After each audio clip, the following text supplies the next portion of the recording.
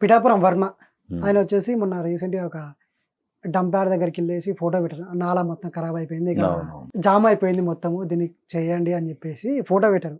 అయితే ఈ ఫోటో చూశాక కొందరు ఏం మాట్లాడుతున్నారంటే ఈయన వచ్చేసి మన వైఎస్ఆర్సీ పార్టీలోకి వెళ్ళేలా ఉన్నాడు, వెళ్తాడొచ్చు అని చెప్పేసి ఇలా ఎన్నో ఎన్నో పేర్లు అనేవి రావడం జరుగుతుంది. ఈ పార్టీలోకి వెళ్తాడు, ఆ పార్టీలోకి వెళ్తాడని. సో అసలు ఏంటి, నిజంగానే వెళ్తాడా లేకుంటే అదే టీడీపీలో ఉంటాడా, ఎట్లా? ఆయన పద్ధతి చూస్తుంటే ఎలా ఉందంటేనండి, ఆయన ఇంతకుముందు జనసేనకు పని చేసినట్టుగా అనిపించట్లేదు, పని చేసినట్టు నటించాడేమో అనిపిస్తుంది. ఎందుకంటే ఒక వ్యక్తిని నమ్ముకుని ఒక వ్యక్తి ప్రయాణం చేసినప్పుడు, పవన్ కళ్యాణ్ లాంటి వ్యక్తిని నమ్ముకుని ఇతను ప్రయాణం చేసినప్పుడు, ఇతను నిజంగా వాస్తవంగా మనస్ఫూర్తిగా పనిచేసి ఉంటే ఇలాంటి పనులు చేయడు. అక్కడ డెవలప్మెంట్ లేదు అంటే ఎవరి హయాంలో ఉంది? ఆ మృక్కాలు ఎప్పుడుది?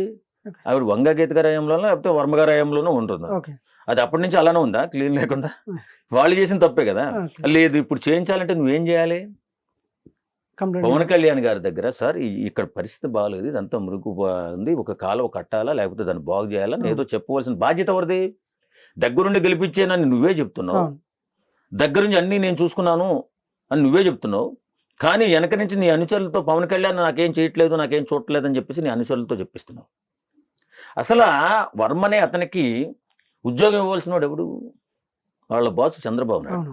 ఆ చంద్రబాబు నాయుడిని లోకేష్ గారిని ఏమో చంద్రబాబు నాయుడు దేవుడు నాకు రాజకీయ భిక్ష పెట్టాడు, లోకేష్ బాబు నన్ను గుండెల్లో పెట్టి చూసుకుంటానని చెబుతూనే వాళ్ళ అనుచరులతో పవన్ కళ్యాణ్ని నా పదవి రాకపోవడానికి కారణం పవన్ కళ్యాణ్. పదవి ఇవ్వాల్సిన వాడేమో పైన ఉన్నాడు, అతన్ని మాత్రం దేవుడిగా గుర్తిస్తున్నావు. ఇక్కడ ఉన్నటువంటి నీ పక్కనున్న దేవుడిని మర్చిపోయి ఆయన విమర్శిస్తున్నావు నీ అనుచరులతోటి. ఇది ఎక్కడ రాజనీతి? ఇప్పుడు నువ్వు ఇంకో పార్టీలోకి వెళ్ళినా వాళ్ళు గమనిస్తూ ఉంటారు. ఇప్పుడన్నా మన మనస్తత్వాన్ని పార్టీ పెద్దల ఒక పార్టీ అధినేత పవన్ కళ్యాణ్ గారైనా జగన్ గారైనా లేదా చంద్రబాబు నాయుడు అయినా చాలా 100 కళ్ళు ఉంటాయి వాళ్ళకి ఒక్కొక్కటి. వాళ్ళు చాలా జాగ్రత్తగా నిశ్చితంగా పరిశీలించి వీడి మనస్తత్వం ఏంటి, వీడు మంచోడా చెడ్డోడా అని తీసుకుంటారు.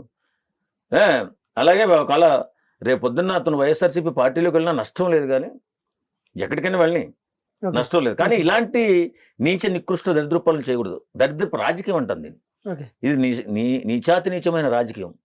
ఒక వ్యక్తిని నమ్మి నడిచేనని చెప్పినవాడు నువ్వు, ఈరోజు అది అతని వ్యక్తి అంటూ ఉండి పని చేయించుకున్న పని చేయించాల్సిన బాధ్యత నీది పిఠాపురం ప్రజలకి.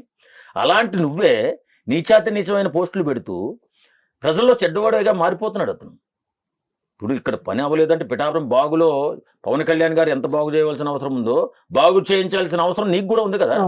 దీన్ని బట్టి చూస్తే అతని మనస్తత్వం మంచిది కాదు. కంప్లైంట్ ఇచ్చారు, పట్టించుకోవడం వల్ల అక్కడికి వెళ్ళి ఫోటో కంప్లైంట్ ఇవ్వడం కాదు, ఈ పని చేయని చెప్పి పవన్ కళ్యాణ్ గారికి ఆర్డర్ వేయాలి. అది మానేసి ఆయన ఏం చేస్తున్నాడు, పవన్ కళ్యాణ్ని అభివృద్ధి చేస్తున్నట్టు చేయలేనట్టుగా చూపించాలని ప్రయత్నం చేస్తున్నాడు. అంటే కుసంస్కారం, అది నీచ సంస్కారం. అంటే అది నువ్వు పవన్ కళ్యాణ్ గారికి జనసేన పార్టీకి పని చేయలేదని ఈవేళ అర్థమవుతుంది. అందుకే ఒకప్పుడు ఎలక్షన్ అయిపోయిన మరునాడు ఎప్పుడో మన వర్మ గారిని వేరే ఊరోళ్ళు బాగా బైకట్ చేసి చాలా గొడవ పెట్టారు, రాళ్లతో కొట్టారు జన సైనికులు. ఎందుకు కొడతారు? వీడు అంతర్గతంగా చాలా దుర్మార్గుడు అని చెప్పి గుర్తించిన వాళ్ళు కొట్టారు. అప్పుడు కొట్టినప్పుడు ఎందుకు కొడుతున్నారా అని మనలాంటి వాళ్ళు అర్థం కాదు, అర్థమే అవ్వలేదు నిజంగా. ఇప్పుడు తెలుస్తుంది వీడు ఇంత దుర్మార్గుడా వర్మ అనేవాడు. వర్మ ఏంట్రా నాకు ఈ కర్మ అని అందరూ అనుకుంటున్నారు. ఇప్పుడు ఆయన ఎక్కడికి వెళ్ళిపోయినాయండి. అతను అంత నీచ మనస్తత్వం ఉన్నవాడు ఏ పార్టీలోకి వెళ్ళిపోయినా ఆడు ఎదగడు. ఏ పార్టీనైనా ఒక మనిషినైనా నమ్ముకోవాలి, ఫస్ట్ నమ్ముకోవాలా, అక్కడున్న అభివృద్ధి నుంచి పేద ప్రజల్ని అండగా నిలబడాలా. నిలబడకుండా అలా విర్రివేషాలు తిక్క పనులు చేస్తే రేపు పొద్దున్న చరిత్రలో హీనుడిగా మిగిలిపోతాడు వర్మ. అలాగే ఇంకొకటి, వర్మ గారికి వచ్చేసి ఎమ్మెల్సీ టికెట్ ఇవ్వాల్సిన బాధ్యత పవన్ కళ్యాణ్ గారికి కూడా ఉంటుంది కదా. పవన్ కళ్యాణ్ గారికి అంటే ఎందుకోసం అంటే టికెట్ అనేది ఆయన ఇవ్వడం జరిగింది కదా. ఆయన టికెట్ ఆయన ఎందుకు ఇచ్చాడు? చంద్రబాబు నాయుడు గారు భాగంగా అక్కడ టికెట్ పవన్ కళ్యాణ్ గారికి వచ్చింది, అది త్యాగం చేయాల్సిన బాధ్యత అతనిది, త్యాగం చేయించాల్సిన బాధ్యత చంద్రబాబు నాయుడుది. ఇప్పుడు ఆ రకంగా అయితే 174లో 175లో పవన్ కళ్యాణ్ పోటీ చేసిన 21 కదా. ఎన్ని త్యాగం చేశాడు? 21 అయితే 154 స్థానాలు త్యాగం చేసిన గొప్ప మనిషి పవన్ కళ్యాణ్ గారు. అదే అన్ని స్థానాలకు పోటీ చేస్తుంటే పవన్ కళ్యాణ్ గారు గెలిచినో గెలవపోయిన పక్కన పెడితే చంద్రబాబు నాయుడు అయితే వచ్చేవాడు కాదు కదా, జగన్ గారి సీఎం అయ్యేవాడు కదా. అప్పుడు వీళ్ళు ఎక్కడ ఉండేవాళ్ళు? త్యాగం ఇప్పుడు ఒకటి చెప్తున్నా, త్యాగం చేశాము జనసేనకు పనిచేసాము 21 అంటే మరి 154 స్థానాలకి పనిచేసారు వాళ్ళు జనసేన కార్యకర్త. వాళ్ళు ఏమనుకోవాలా? 154 స్థానాలు త్యాగం చేసిన జనసేన ఏమనుకోవాలా? 134 స్థానాలు గెలిపించినటువంటి జనసేన తోడుండి గెలిపించిన 34 స్థానాలు, 21 స్థానం 21 అంటున్నారు. గెలిచింది 21. జగన్మోహన్ రెడ్డిని ఓడించిన 134. అది గుర్తుపెట్టుకోవాలి ఫస్ట్. మేము గెలిచామంటే ఏం గెలిచావు? మేము త్యాగం చేసామంటే ఏళ్ళు త్యాగం చేశారు, చాలా త్యాగాలు చేశారు జనసేన వాళ్ళు, చాలా చాలా చాలా త్యాగాలు చేశారు.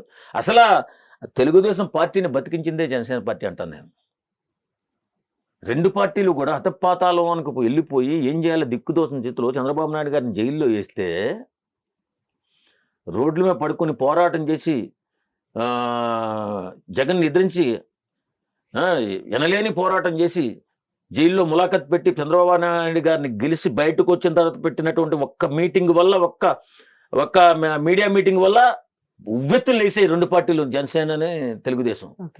ఆ గాల్లో దుమారంలో వైఎస్ఆర్సీపీ పార్టీ కొట్టుకుపోయింది.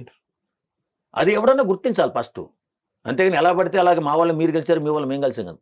మిత్రధర్మంలో ఉన్నప్పుడు మిత్రధర్మంగానే ఉండాలి. ఈ 164 స్థానాల్లో గెలిచినటువంటి అందరూ కూడా.